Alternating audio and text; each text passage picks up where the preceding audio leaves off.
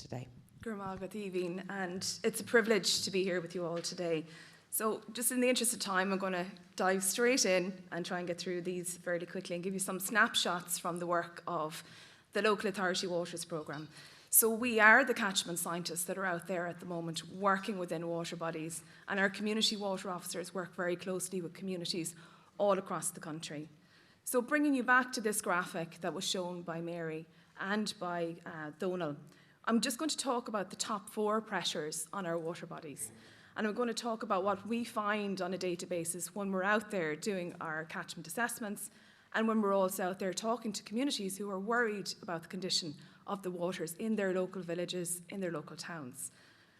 The Water Framework Directive has been mentioned, and the River Basin Management Plan has been mentioned also. And we've been working during the second cycle of Water Framework implementation in Ireland on this particular plan, which covered 2018 to 2021. And this is how our programme came about. So in a way, it was an experiment. What happens if we put catchment scientists, community water officers out there in the field? What do we find? Can we get those more targeted measures in place that Donal was speaking about earlier?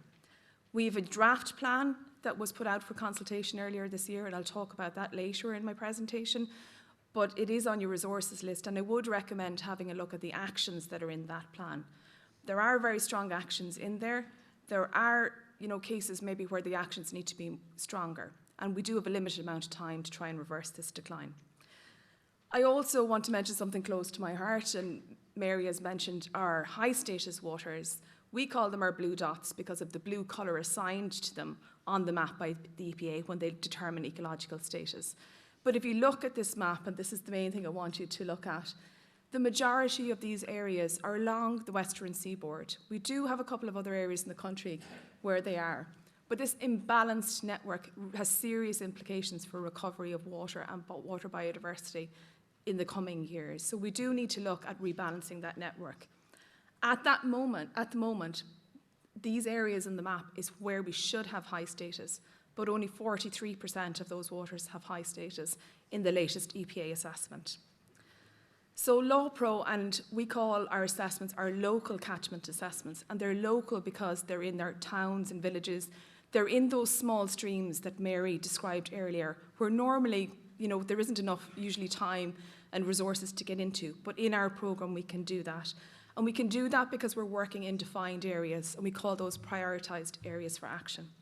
And what we're finding in these areas is the bulk of our evidence that we're gathering, and the main evidence that we need to pass across in terms of getting those right actions, those right measures in the right place, is back to the agricultural sector.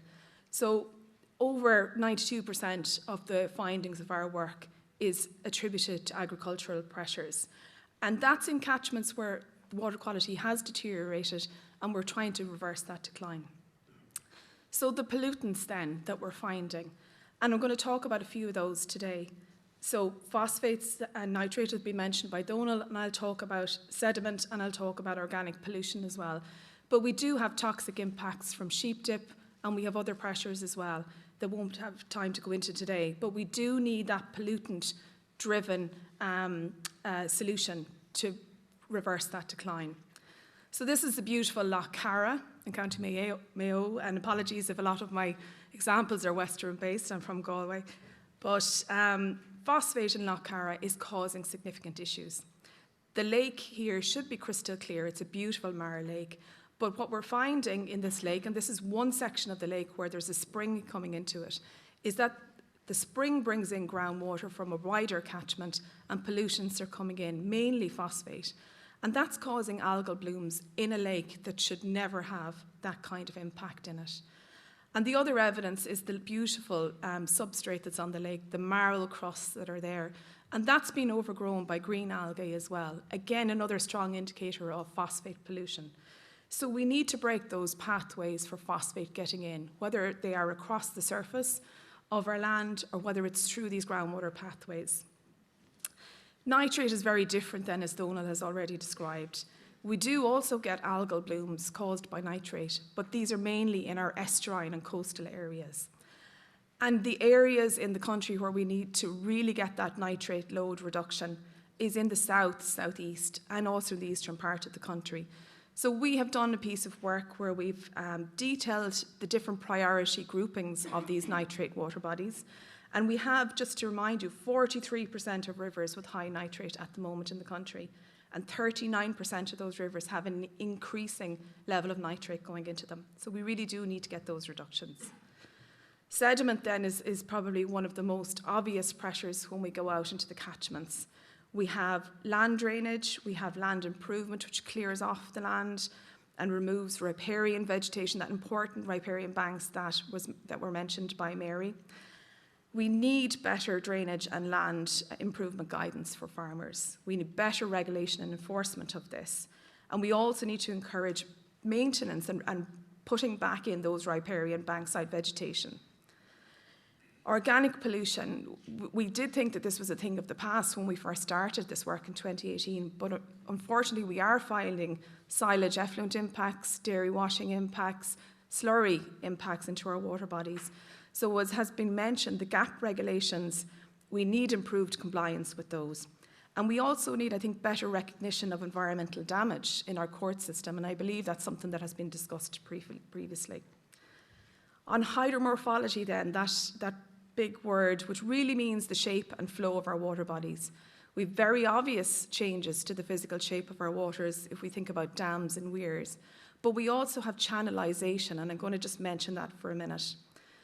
This is a small stream in North Cork, okay? Nicely overgrown, fairly normal here, draining off the land nicely. But this is what we find when we go out into some of our areas. These small streams are being dug out, their bank sides are reprofiled, sediment is getting into the channel.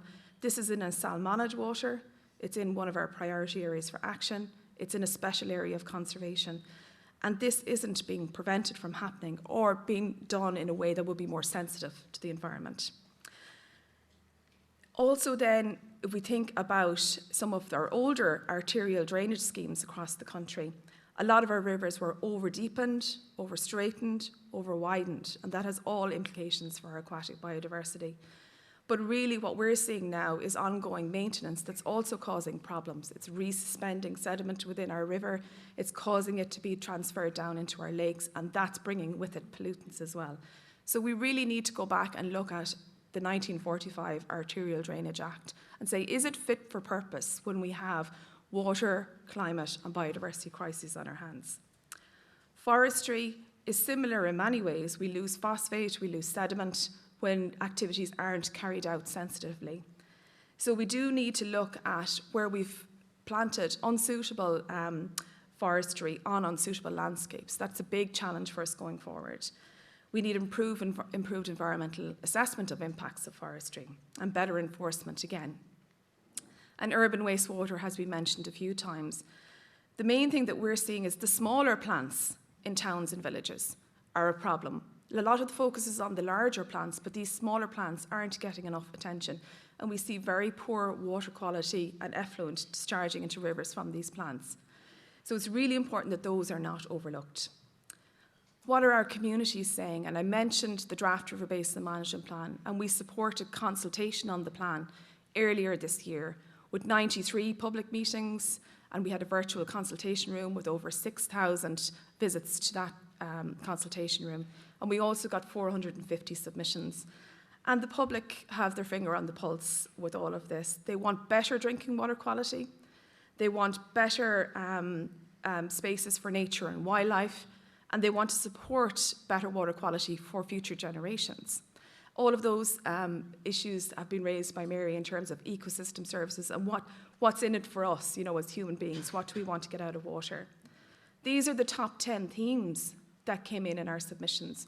And right at the top there is agriculture. So the communities can see the issues that are happening in their own locality, and they're really concerned about them. And they would like to see things changing. There are solutions out there, multiple solutions, but I believe that they should be nature-based. And as Donald said, we can look for co-benefits across a number of different areas: water, climate, but also for health and, for that sense of placemaking. And finally, just, a few conclusions on the slide, but what I would say is the evidence is clear in terms of the impacts, what the top pressures are, where we need to prioritise are in those top 4 pressures. That doesn't mean we forget about the others. We do need better supports. We need to empower communities to help us in this, and they are helping us already through our Community Water Development Fund and working with us on Heritage Week events and so on. But that sense of urgency that Mary mentioned is really, really key. That's coming from scientists, from community water officers, from the catchment groups we're working with closely, and from individuals that respond to submissions on plans like the Draft River Basin Management Plan. So we need to support that implementation on the ground now. Thank you.